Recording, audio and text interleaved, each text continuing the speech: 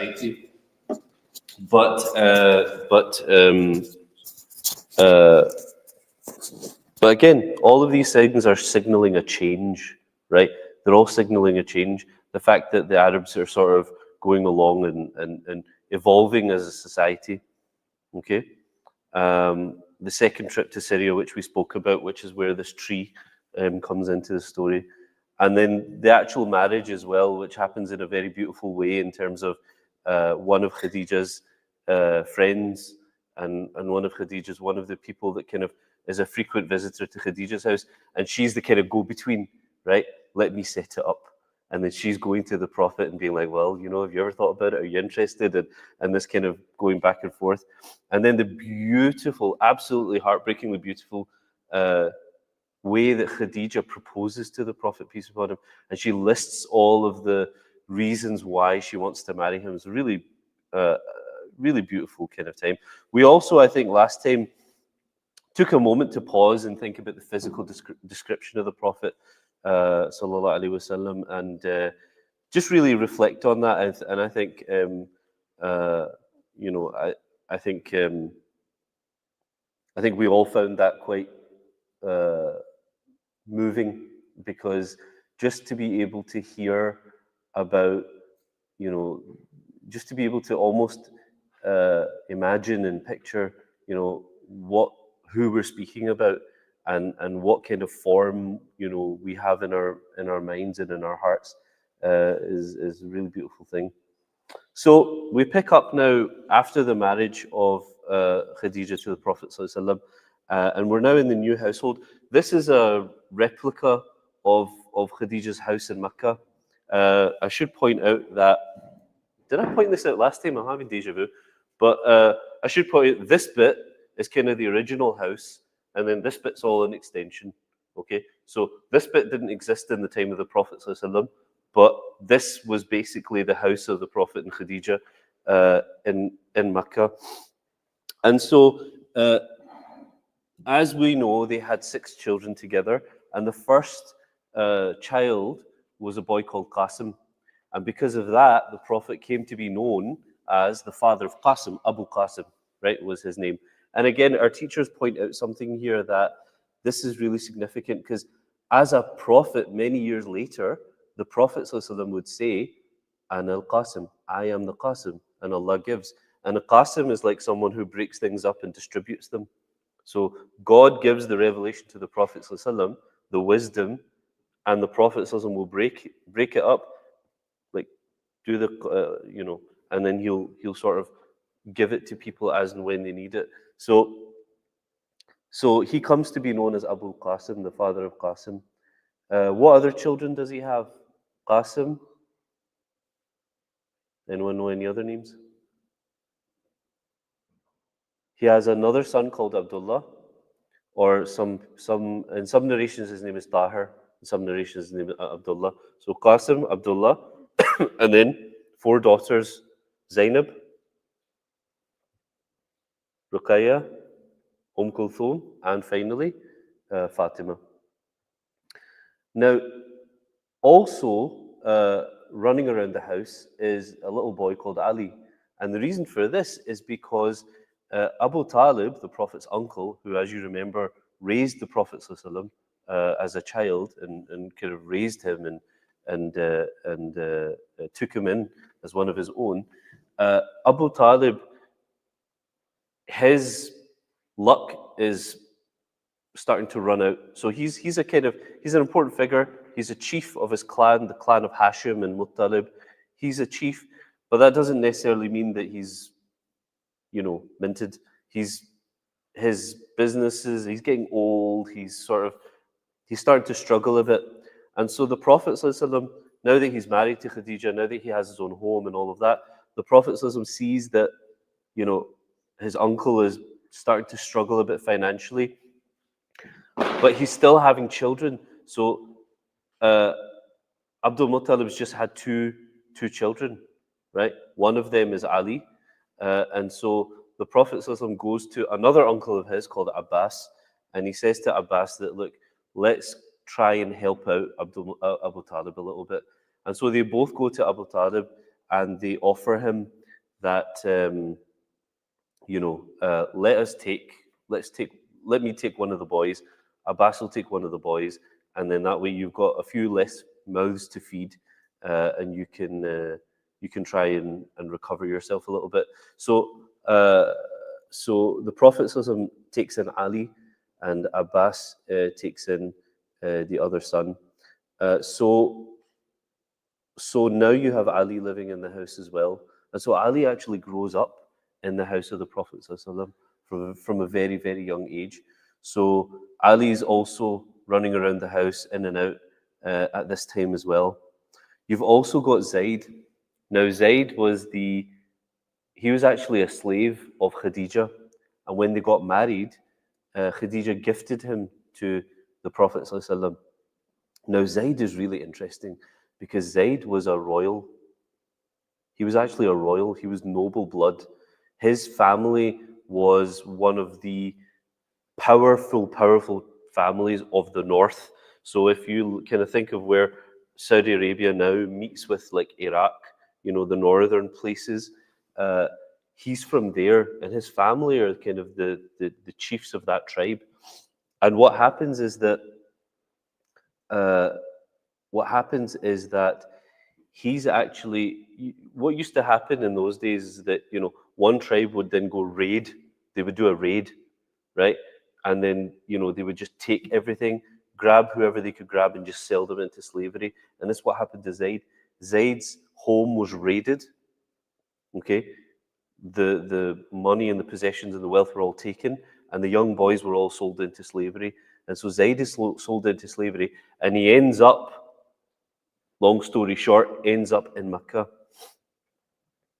So he's bought by Khadija. Khadija marries the Prophet ﷺ, and then she gifts him Zayd. And so Zayd is another young man who's kind of just in and out the house. He's a servant. He's just doing this. He's doing his job, and he's present around the house.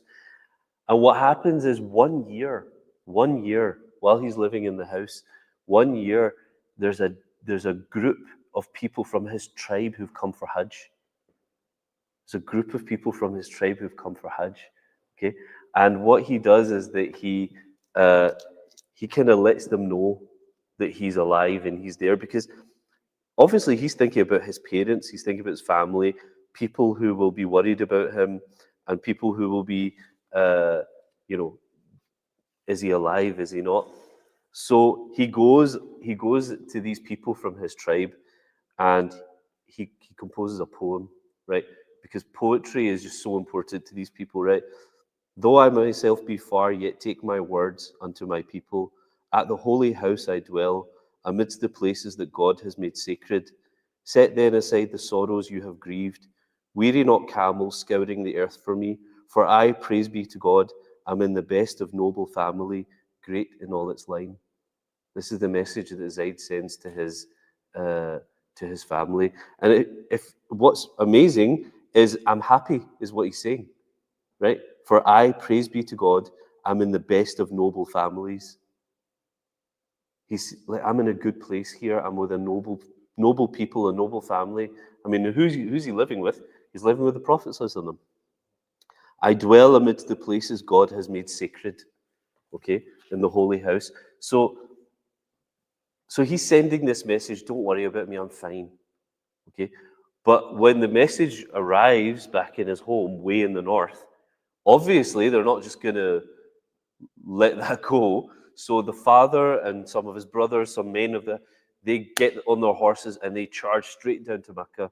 They make that long journey all the way down to Mecca to get their boy back, okay? And so finally they get there, they get to Mecca, they make inquiries, they find out which house he's in, and they knock on the door. The Prophet ﷺ answers the door, and they say, look, this is who we are, and we've come to take our boy back, okay? And so the Prophet ﷺ calls Zayd out, and Zayd kind of looks around, and the Prophet says to Zayd, do you recognize these people? And he says, yeah, that's my father, and these are my uncles, and this is my family.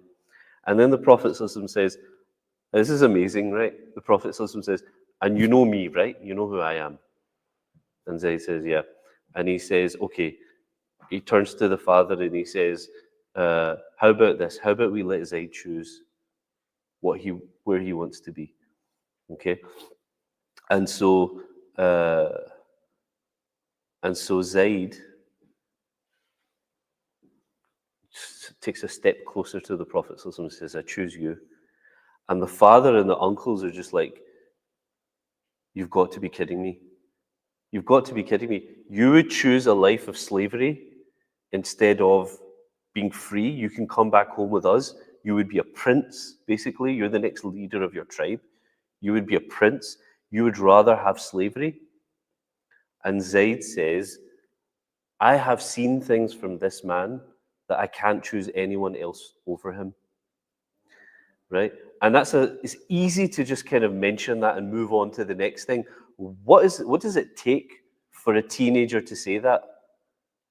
Like, what does it take for a teenager to say that? Someone who was sold into slavery as a boy, who his whole life up till now, he's just thinking about going home, right? What does it take for him to say, I've seen things from this person that I can't choose anyone else? What is it that he's seen? Do you know?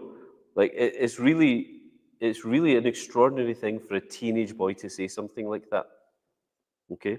Now, the Prophet ﷺ, in his wisdom, and again, this is just like real, that he is not going to allow these people who have made such a long journey to come down and who are clearly really upset and angry by this choice that their son has made.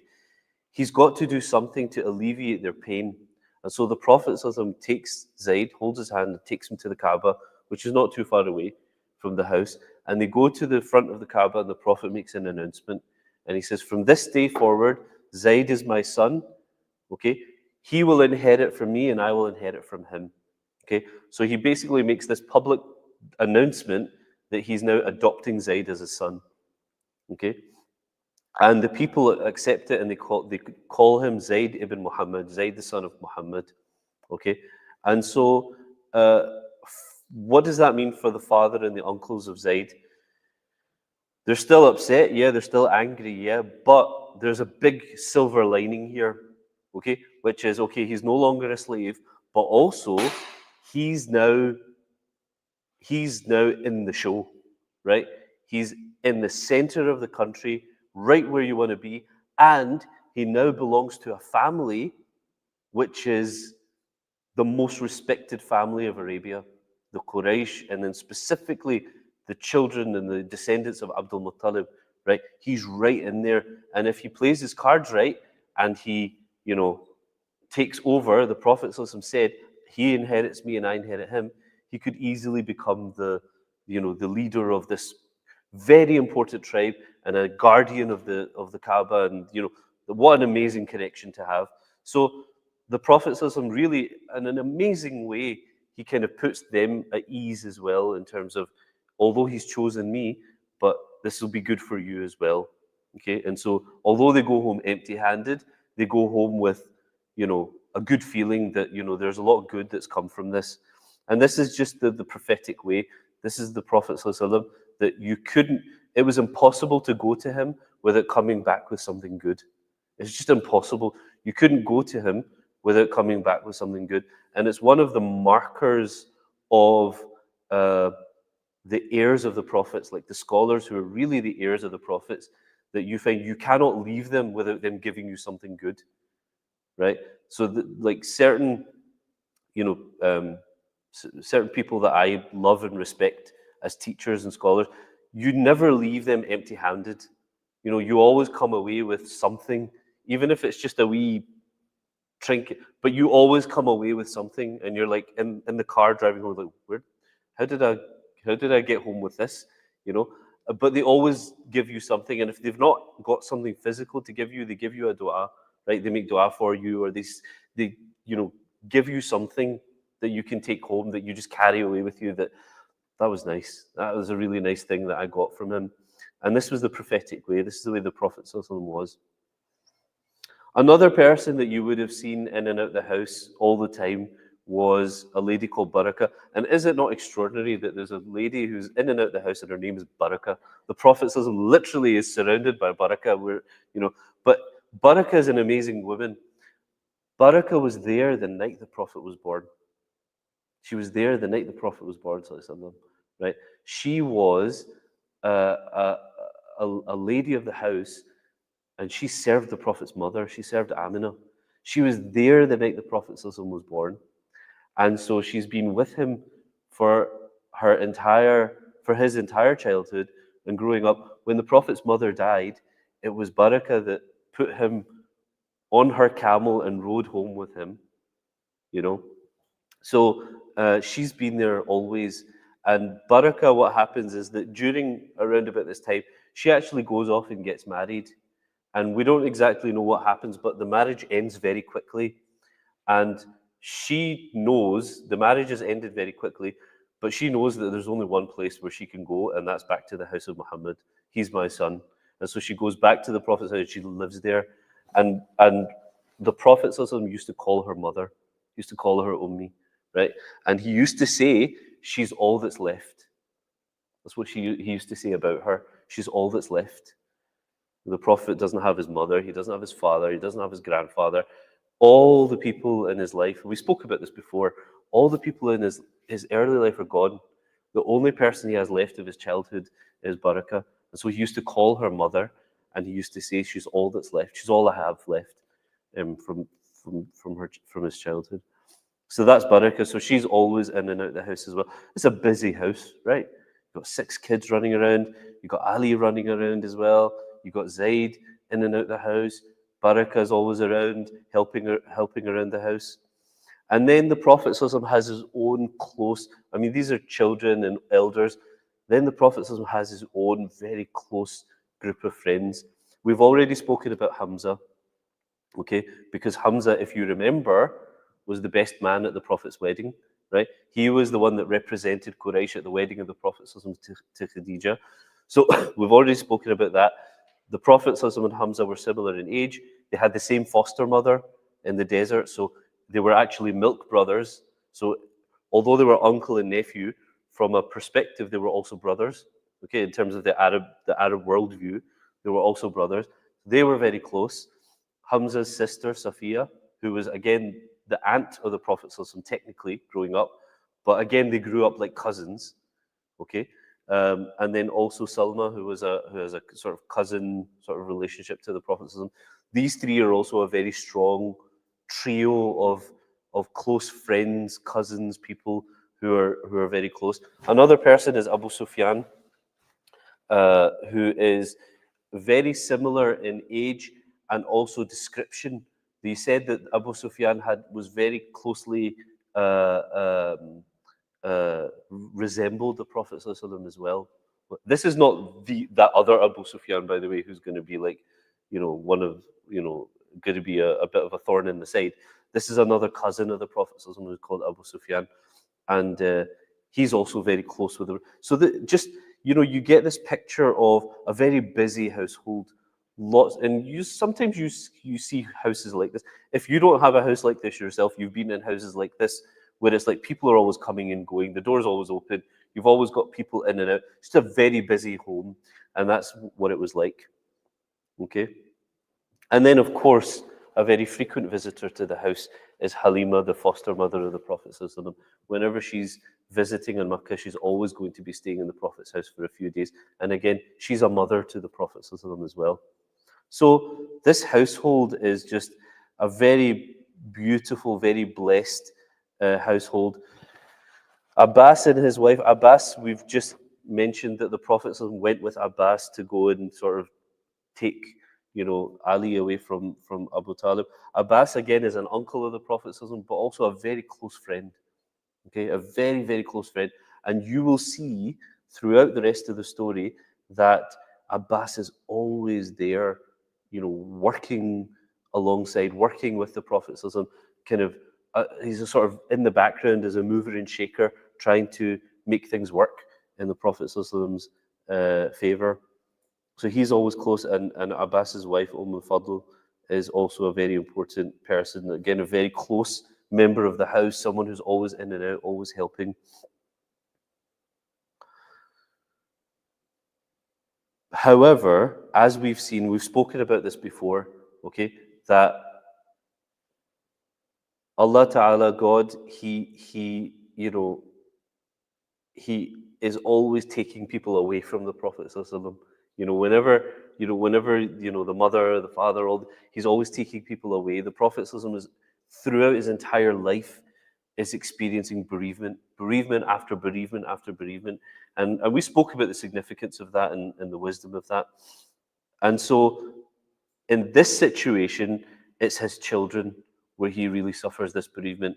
So his son Qasim passes away at a very, very young age. His other son Abdullah or Tahir also passes away at a very, very young age as well. And so again, there's just this idea that the Prophet ﷺ, there's always tragedy, if you want to use that word, in his life throughout.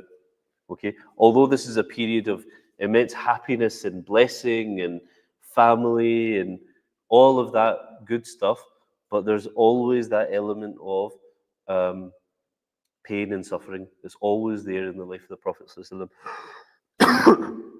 And it's a point of connection that many people have with the Prophet, peace be upon him, up to this day. People who lose children, people who lose, close family members, that they have that connection, a point of connection with the Prophet, peace be upon him, that he also went through that experience as well. Okay, I can't, sometimes you read something and you think, well, I can't say it any better. The powerful attraction which centered on Al-Amin, as he was so often called, went far beyond his own family, and Khadija was with him at that center, loved and honored by all who came within the wide circle of their radiance. Sometimes you just can't say it better, right? So you've got Al-Amin, the Prophet ﷺ, in the middle, and Khadija, and they're just this radiant couple. People just want to be around them. People just want to be around them all the time, okay? And you've got just this wide circle of people who are always just in and out of the house. They just love being in that house. They love being in that company. And this idea of the attraction that centers around the Prophet ﷺ, much of this, much of this is a God-given gift. Okay, that some people, you say some people are just magnetic. They just like people. They just draw people. Okay, and this is one of the God-given gifts that the prophets are given. The Prophet ﷺ had that, and part of that also was just the beauty of the fact that he was physically beautiful as well. Last time we looked at his description, the fact that he had so much physical beauty, but also the beauty of his character. These are God-given gifts that just made him a magnet. And Khadija herself, being such an amazing person as she is, that they were just this, like they say a power couple, like a power couple, just this family that everybody wants to be around and everybody wants to be with. Really beautiful kind of time. So the house of Khadija, if you're interested, this is where it is. So, about there is roughly where the house of Khadija is. So if you go out of, if you exit the Haram, out of that one's Marwa, that's Safa, and that's Marwa. So if you exit the Haram out of the Marwa gate, this is you can kind of see this sort of area. You'll recognize it if you've been. And then this is the kind of sort of area that the house of the Prophet ﷺ and Khadija was. So, when they were doing the expansion, I'm sure you've seen these photos. When they were doing the expansion, they uncovered it, and people for a brief period got a chance to kind of see the rooms and got to see, some of the memories there. So now that the Prophet ﷺ is just so established, he's so established in the community, he's got his family around him, he's got close people around him, a lot of love around him, a lot of love in his direction. But on top of that, there's something else, which is politics, right? The clan of the Prophet ﷺ, the the Hashimis and the Muttalibis, the family of Muttalib and the family of Hashim, their influence and their power, although they're still important, their influence and their power is starting to sort of go down. Okay? And other clans of Quraysh are becoming more and more powerful. Okay? And I'll mention the clan of Makhzum, right? The clan of Makhzum is, becoming more and more powerful. And by this time, they are like the really powerful clan of Quraysh is the Makhzum. And we're going to see that in a wee minute, how that happens. And the other one is the Abd Shams, the clan of Shams, Abd Shams. They're also a very, very, very powerful clan of Quraysh. So the Makhzum and the Abd Shams clans, these are the really powerful clans. Hashim and Muttalib, they are always going to be important. They're always going to be special because of Abdul Muttalib, because of Hashim, because of Abd Manaf, because of Qusay. They're always going to be important, right? But their influence and their power is kind of not what it was. But with the Prophet ﷺ, they see in him, this is the person who's going to lift our status again. The return of the Hashim clan, the rise back to power of the Hashim clan is going to be through him. The elders of Quraysh can kind of see that the Prophet ﷺ is that charismatic, powerful figure who's going to raise the profile of his clan and bring us back to the heights that we once were. Okay, so the hopes of Hashim and Muttalib, the two clans were basically one, were set upon Muhammad for the recovery of their waning influence. But beyond all question of clan, he'd come to be considered by the chiefs of Quraysh as one of the most capable men of the generation. And he would succeed them the task of maintaining the honor and power of the tribe throughout Arabia. And the praise of Al-Amin, was just always on men's. People were always praising him. And we're going to see that his influence and his power is really deep-seated. People really have a lot of respect for him. We'll see that in a second.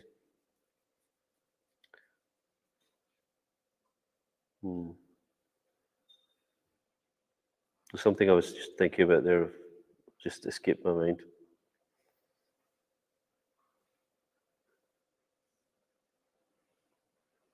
Okay, so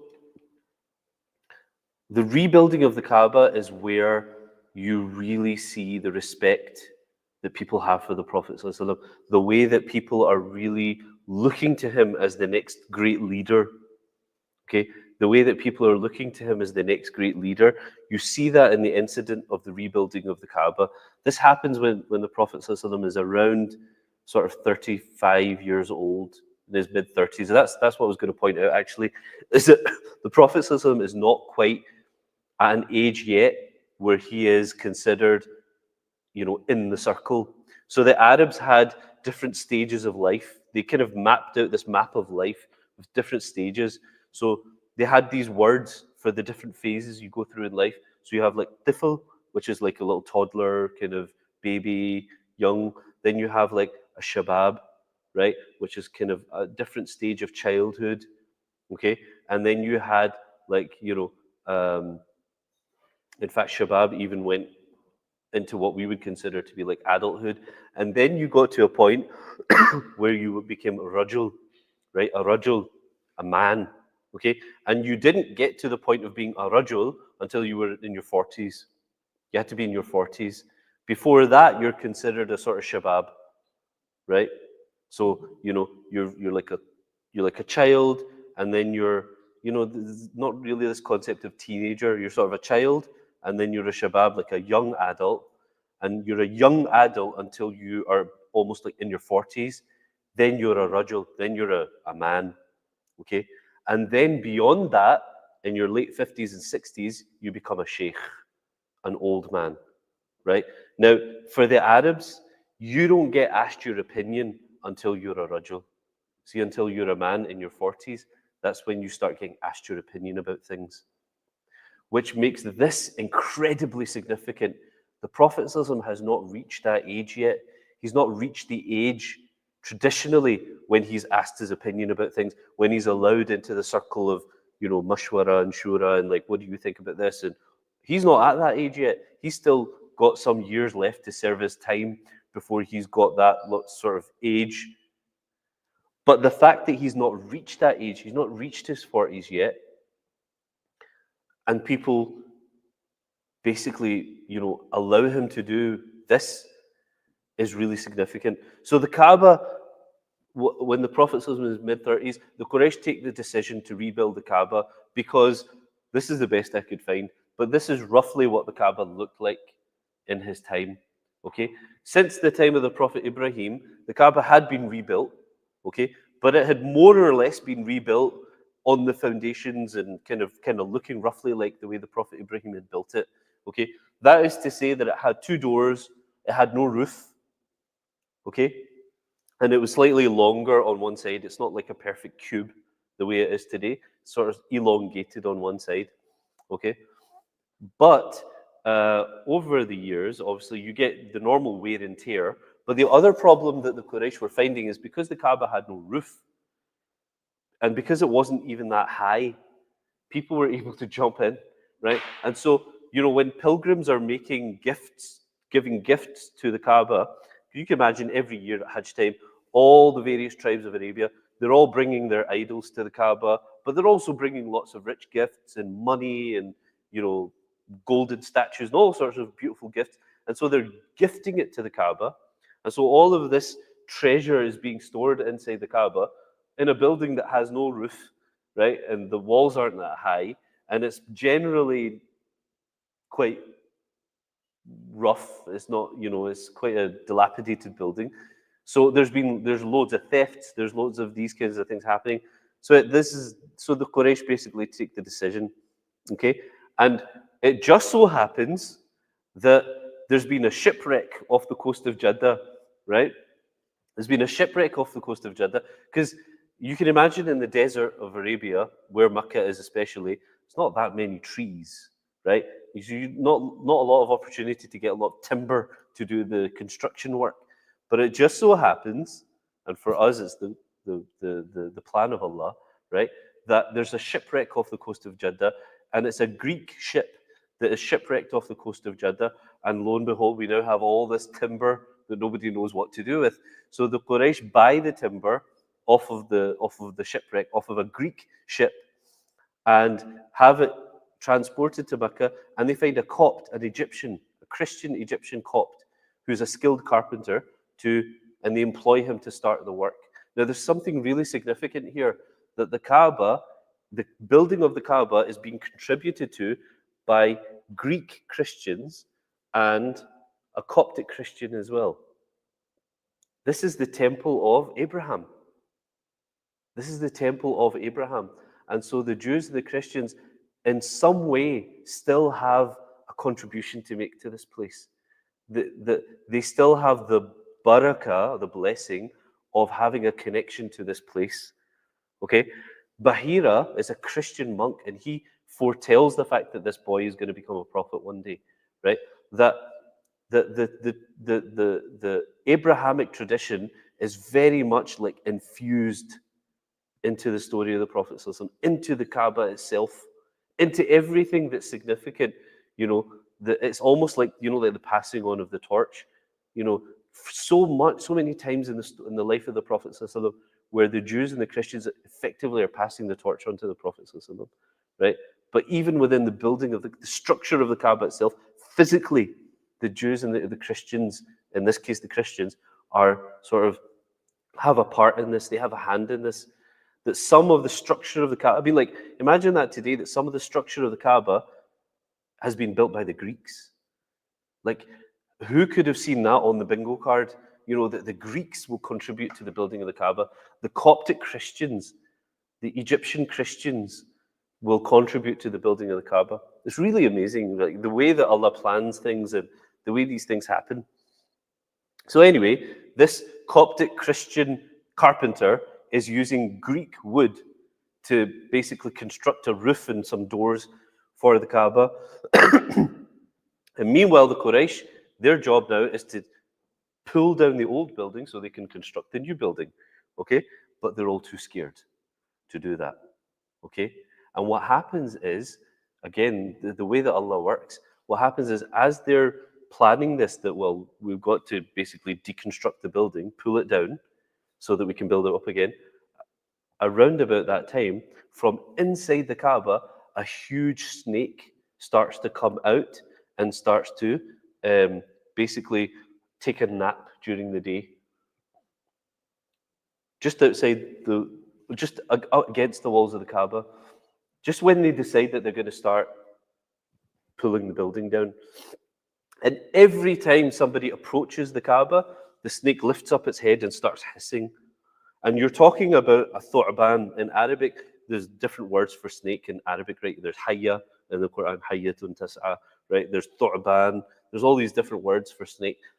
A thu'ban is like, like picture an anaconda, the biggest, thickest type of snake you can imagine, right? So it's a thu'ban, it's a huge snake.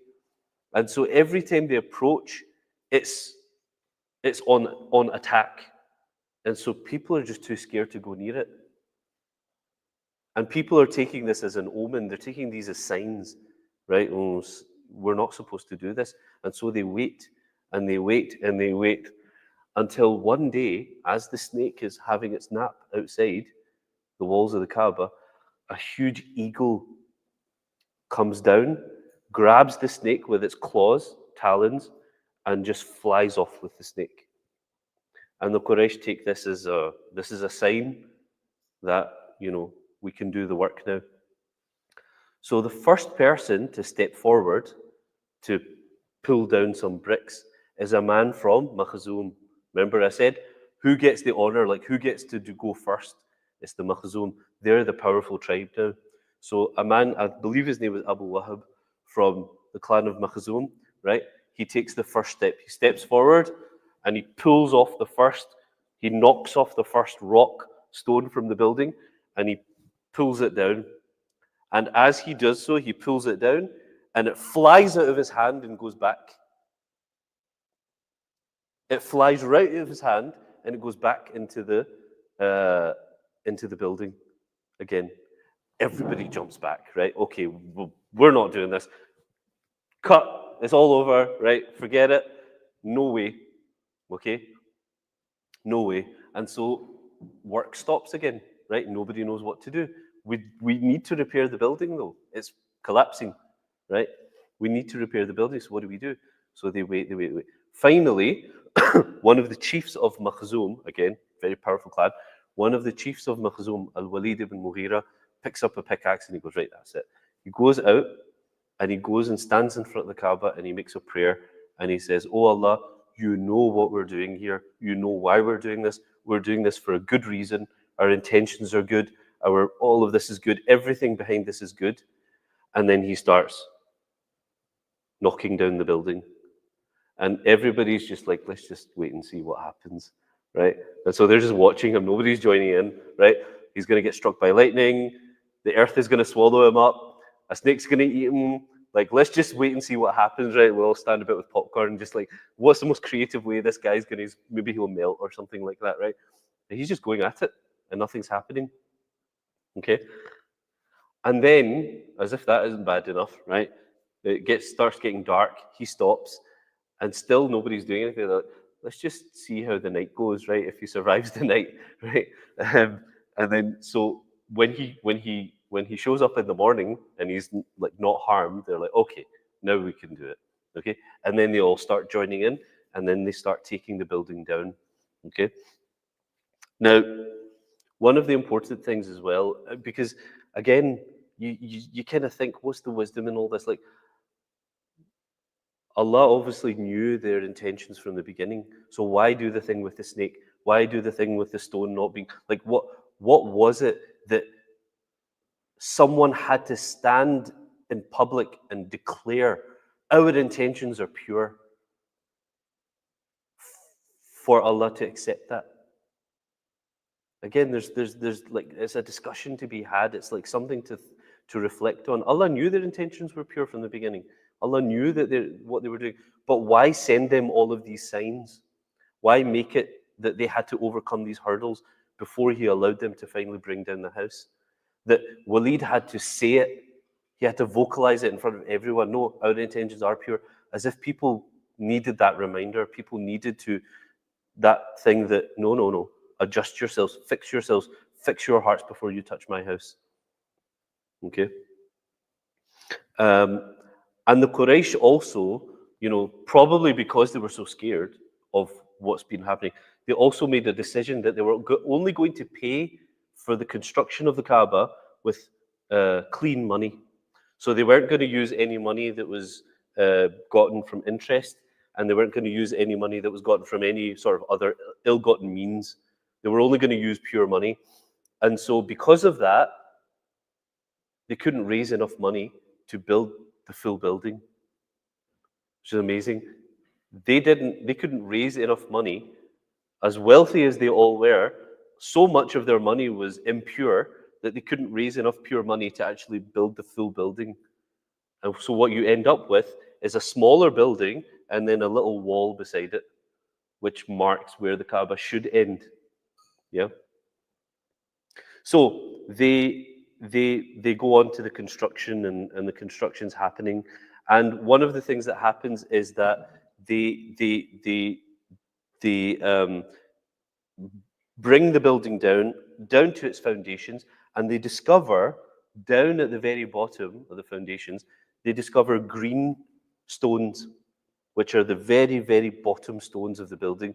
They're green stones, and they said it was green stones that were like shaped and sized like the humps of camels, camel hump size and shape, green stones. And when someone stuck a thing in there to try and yank that out, there was an earthquake. As soon as he kind of put his thing in and tried to get it out, the earth started to quake. And so they realized that this is again a sign that we don't touch this. And they discovered a piece of paper, and they at this level, and they opened it, and it was written in Syriac, ancient language. Okay, and so they found a Jewish man who was like knowledgeable of the scripture. They found a Jewish man to translate it for them, and on the paper it said, in fact, I'll read to you what it said on the paper.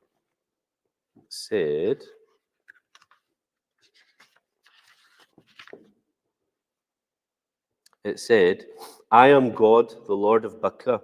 I created her the day that I created the heavens and the earth, the day I formed the sun and the moon.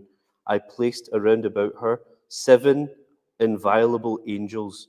She shall stand so long as her 2 hills stand, blessed by her people with milk and water. Now, Makkah hasn't been called Bakka for a long time. Yeah, Makkah was called Bakka in the time of Ibrahim alayhi salam. Okay, so I am God, the Lord of Bakka. Okay, and it's talking about the fact that this place has been significant from the time of the creation of the heavens and the earth, the forming of the sun and the moon, and I have placed around her 7 inviolable angels. That this city is protected, this land is protected by the angels, no matter what happens. Okay, so these foundations could have been from the time of the Prophet Ibrahim, could have been even from the time of Adam alayhi salam, who knows. But the construction continues until, and this is a very famous story, there's a disagreement about who will place the black stone. So what happens is that they argue to the point where they're preparing to go to war over this, because this is a high honor. They're preparing to go to war over this. And then one of the elders, as you know, he suggests, look, whoever God chooses to walk through that door next, let's let that person decide, because this person's not been joining in with this argument. It's like a person who's a bit distant. And obviously, this is, again, God's will. The Prophet ﷺ is the one who walks in. And this is what's significant. The elders, everybody, they all go, yeah, he's the guy to solve this dispute. We accept whatever he says. This is a person who's not reached that age. Like I said, he's not at the age to make decisions yet in that society. He's not at the age which is respected, what's your opinion age. They were very kind of into that sort of thing. They were very strict on that. But the fact that the elders and these people just kind of accepted it, this is what's significant. That he was such an extraordinary person, sallallahu alaihi wasallam, that we will accept his decision. He is the one. Okay, and as you know, he solves that dispute by suggesting that everybody takes sort of a corner of a scarf, they place the stone into the scarf, and then they raise it up. And again, this is really significant.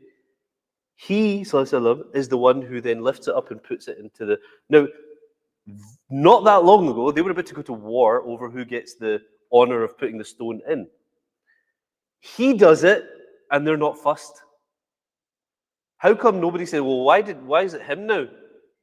He's a Hashimi, right? It should be us. We're the Makhzum. Like, they were arguing about it before, but when he does it, they're all okay with it. Again, like, it's one of those things where you hear the story many times, but it's like, this is huge. This is huge that they accepted a young man, not an elder, they accepted a young man could do it, and they accepted that he's a Hashimi and he can do it. Like, the fact that they just allowed that to take place is huge. It shows the respect that they had for him and the fact that they knew we have to be on this guy's right side, right? Because he is going to be the next leader. He's going to be the next chief. We have to keep him happy, right? It just shows a lot the way that they viewed him, sallallahu alaihi wasallam, the way that they viewed him. So what have they now done? The building is complete. What have they now done? Well, they've given the building a roof. They've also made it higher than it was before, so it's no longer the height of a man. It's the height that we now see today. Okay? They've also not been able to complete the building, as I said. They were only able to build 2/3 of it. And so the last bit, which they're not able to build because they don't have enough money to do it, they then build a low wall to mark where it would have been. And that's what we have today, this low wall to mark where the actual boundary of the Kaaba is according to the foundations of the Prophet Ibrahim. So when you do tawaf, you go round it, right? You don't go through it because that is still part of the Kaaba. So if you want to pray inside the Kaaba, you just pray in there and you've prayed inside the Kaaba. Okay? You've prayed inside the Kaaba.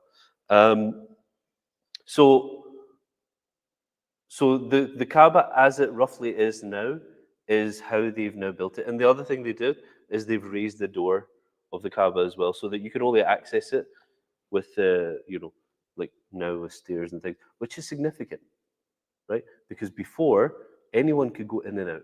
But now, you can only go in and out of the Kaaba with our permission. And that's a change, right? Okay. And as I said, a sign of the authority and respect that the Prophet commands. Okay. So the incident of the rebuilding of the Kaaba is the moment where the world can see, the Quraysh, the Arabs can see that the Prophet ﷺ is, he is the man. He's going to be our next leader. Okay? And that's the outside world. That's the politics. But in the inward world, in the spiritual world, the Prophet ﷺ is also beginning to be prepared for what's about to happen to him. Okay? And what starts to happen is that he begins to have many strange experiences. So they talk about true dreams. He begins to have a lot of true dreams, dreaming something and that thing happening. And it happens to a lot of us, right? A lot of us, we have that experience.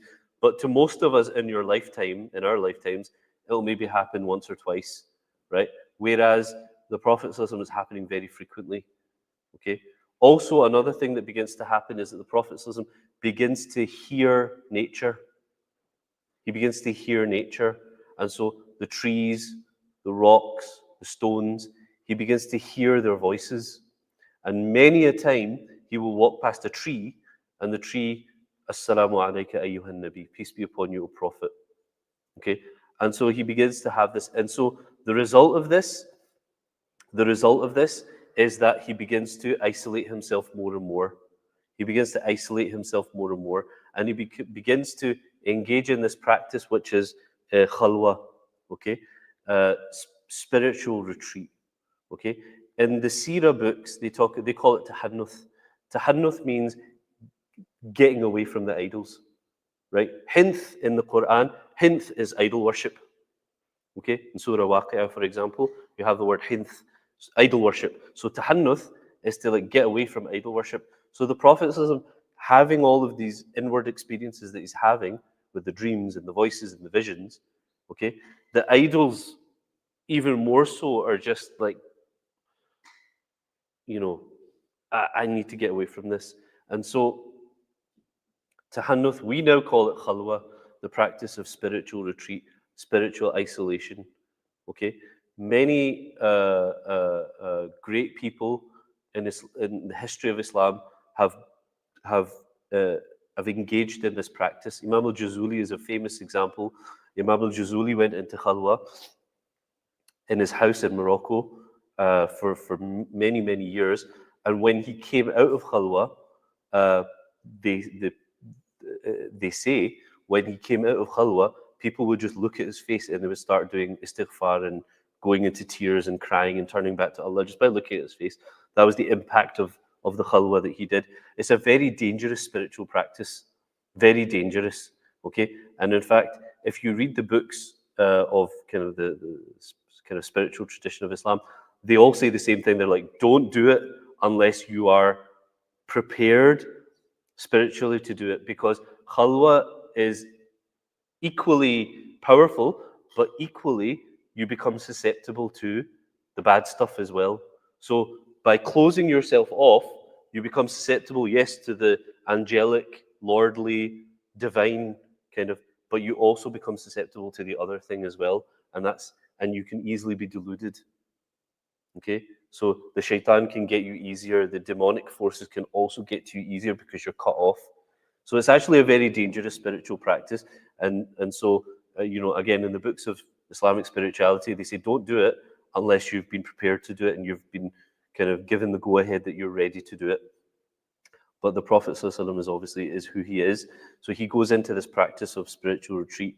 And the thing is, is that this is not a new thing that he's doing.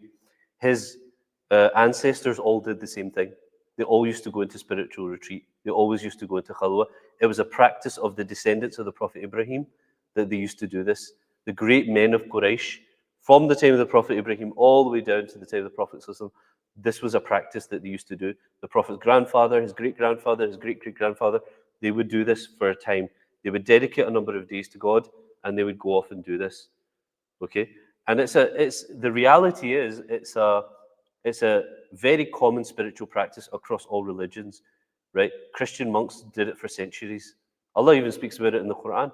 Christian monks who used to go and do this spiritual retreat. Okay, the prophets of old used to do it. Prophet Musa went up the mountain for 40 nights, right? Prophet Isa went into the desert for 40 days. It's a very common universal spiritual practice.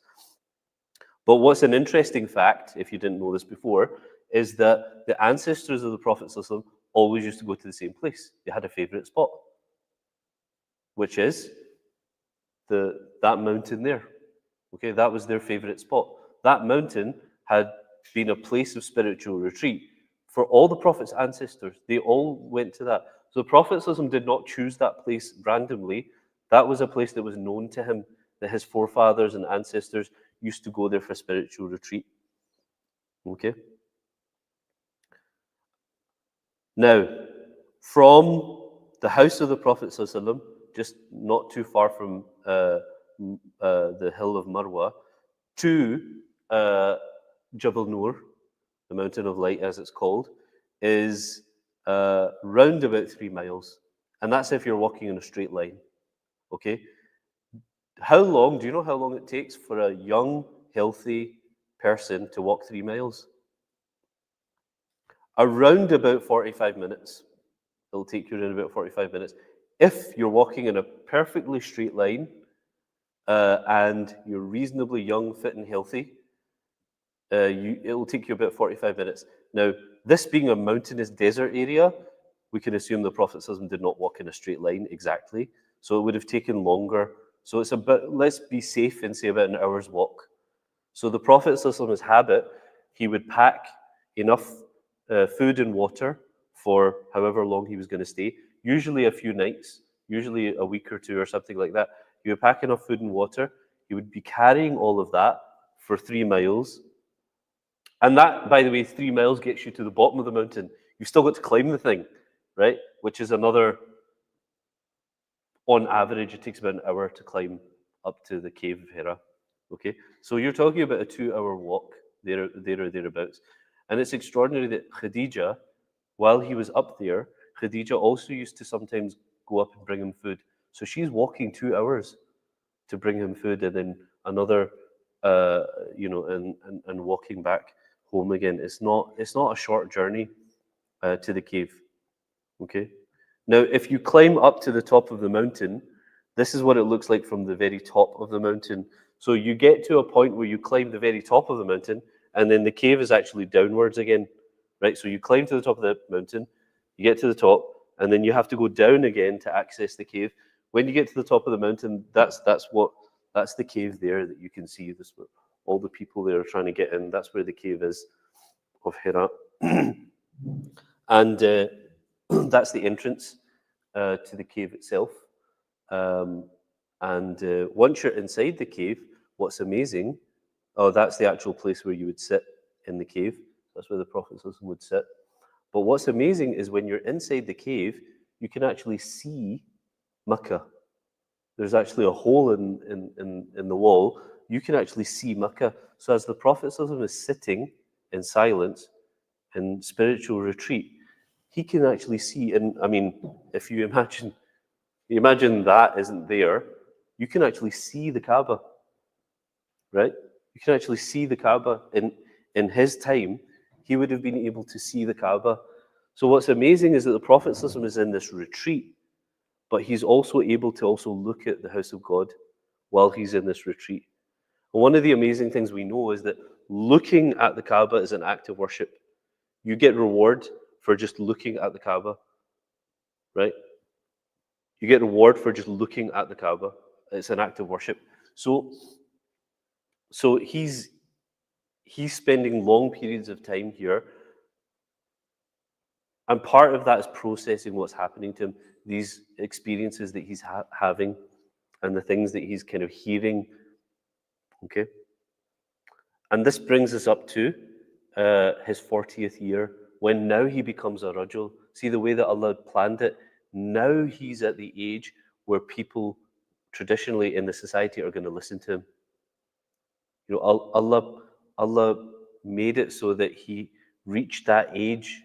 In addition to all the natural charisma that he has, he's also now reached that age where people should be listening to him. His opinion is valued. And so it's in his 40th year, as we know, in the end of Ramadan, that the angel of revelation, Jibreel or Gabriel, comes to the Prophet ﷺ and orders him to recite. And as we know, the Prophet ﷺ says the famous words, "I'm not a reciter." And the reason for that is because the poets were the reciters, right? If you said to someone in the Prophet's time, recite, what would they do? They would stand up and they would recite a poem. That's what they would do, right? I stand up and I'm going to recite to you some beautiful poetry that I've memorized. And the Prophet didn't take part in that type of gathering. And so when the angel tells him to recite, he's saying, I'm not a reciter. And then the angel, as we know, takes the Prophet and squeezes him to the point that the Prophet says that he was going to die. And then the angel lets him go, commands him a second time, squeezes him a second time, commands him a third time, and squeezes him a third time. Okay, there's a couple of things that our scholars kind of pause on this, and they talk about, why did the angel do that? Why did Jibreel squeeze the Prophet so hard to that point?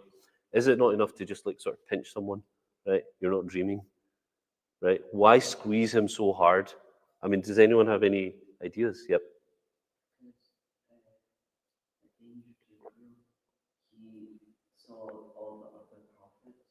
Yeah. Did we talk about this already? Yeah, we did. Remembering you've heard me say this before. Yeah, one of the things that the scholars say is that the angel Jibreel, from the moment of his creation, what has he seen on the throne of Allah? La ilaha illallah, Muhammad Rasulullah. And so for centuries and millennia, He's waited to meet this Muhammad Rasulullah that's written on the throne, right? And as the angel of revelation, he's met every single prophet, and every single prophet, as we know, has been made aware of the Prophet's coming, and they all told their people about the Prophet's coming. And so this is finally the moment that he gets to meet this person. And so one of the things our scholars say is that he was just so happy to finally meet him that he just squeezed him so. I'd be like, what would you do if you met the Prophet? You know what I mean? He just squeezed and I'm not letting go. Right? That's one thing that they say. Another thing that they say is that so that the Prophet knows that this experience that he's having is real. Right? This, because you need pain. You need pain to tell you that you're alive. That sounds like a really there must be like a million heavy metal songs, rock music about that thing. The pain makes me feel alive. The pain is what lets me know that I'm still alive. It makes me let I feel something, right? What I mean is that, you need pain to tell you that, I'm here in this moment. This is not a dream. This is not something. And so Jibreel is doing it that hard that this is real, what you're seeing. Okay? And the third thing that they say, there's many more things, but the third main thing that you'll hear people say is that the Prophet is being prepared for the fact that this is a heavy thing that's going to be placed on him now. Okay, Allah says in the Quran that Inna sanulqi alayka qawlan thaqila. We're going to place on you a heavy word. This is heavy what he's about to receive. Okay, and so this kind of is, like the strength that he's going to require to bear all of this, and also to bear prophecy, to bear that the role and the burden of prophecy. Maybe burden is not the right word, but I think you know what I mean. The burden of this job, the burden of this role, to prepare him for that. And then there's other things that you read as well in terms of, because when you hug someone, that's the closest that your heart gets to the other person's heart is when you hug them, right? Not like a bro hug. The bro hug is you tap the shoulder. But when you really hug someone, right, one of the reasons why a hug is so nice is because that's the closest your heart will ever be to the other person's heart physically. Okay, and so Jibreel, the closeness of his heart, the angels have hearts, the closeness of his heart, as it were, and the Prophet's heart, that proximity. Okay, and as we know, the first revelation speaks of knowledge. That's what the first revelation speaks of. The first revelation speaks of knowledge, and it speaks about the origins of the human being. Okay, again, the first revelation could have spoken about prayer, and that would have made perfect sense. The first revelation could have spoken about purity, and that would have made perfect sense. The first revelation, you would imagine, would speak about the oneness of God. Is the oneness of God not the essence of the religion? Do you know what I mean? It didn't speak about the oneness of God. It doesn't speak about purity or prayer or worship or anything like that. It speaks about knowledge and the origins of human beings. Okay? This human being is what you really are, and what you need is knowledge, right? And not only knowledge, but taking knowledge back to the the source of all knowledge in the universe of created knowledge. The source of it is what? The pen, al-qalam. This is the pen that Allah swears by in the Quran. And the Prophet ﷺ said, the first thing Allah created was the pen. And he told the pen to write. And the pen said, what should I write? And Allah said, write down everything, write down my knowledge from the beginning of time to end. And the pen began to write, and it's never stopped. Okay? This is the pen. This is the source, of all knowledge that could ever exist in the universe, of all creation. Right? So Allah this is the origin of human beings, and this is the origin of knowledge. Everything going right back to the source. Okay? It's a really profound first revelation. And so the Prophet ﷺ, once this experience has happened and Jibreel disappears, the Prophet ﷺ is now going to run down the mountain and run back home. And what is really significant about that, because we hear that story many times, he ran down the mountain and he ran home. It takes an hour to get up that mountain. When we say that he ran down that mountain and he ran home, he ran 3 miles home. Like, when you go for a walk or you go for a run or you go for a jog or whatever, if you've not got something and you're listening to something, you're just like processing your thoughts and that's one of the benefits of it, right? Is it helps you he's just gone through this, and I've used the word trauma before. I don't mean it in a negative sense, but he's gone through a type of trauma here, okay, where the world of the akhirah has kind of descended on him. He's just taken all of this energy. He's gone through a type of trauma, and now he's running home all by himself, and that's a 2-hour walk or a 2-hour run that he's just running home by himself. God only knows what's going through his mind and his heart as he's running home, what he's thinking and what he's processing. And as we know, famously, that as he's running home, he keeps hearing his name being called out, Muhammad, Muhammad, and he's looking up at the sky, and there he sees the angel Jibreel again, but this time he sees the angel covering the entire sky, that there's no direction every direction he looks in is just the angel. And what does he say to him again and again? I am Jibreel and you are the messenger of God. I am Jibreel and you are the messenger of God. Okay.